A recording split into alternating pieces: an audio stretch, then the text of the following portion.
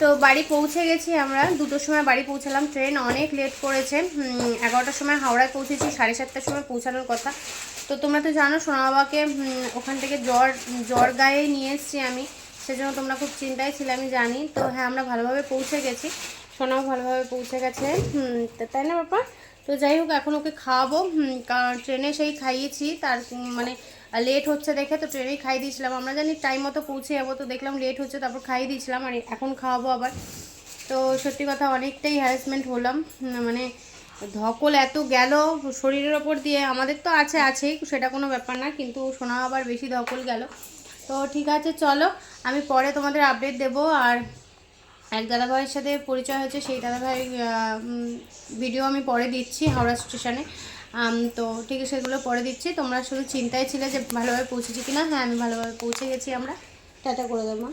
Mood নেই, তোমরা বিকেলের মধ্যে আশা করি ওর হাসির মুখটা দেখতে পাবে। এখন একদমই মুড নেই, চলো খাইনি।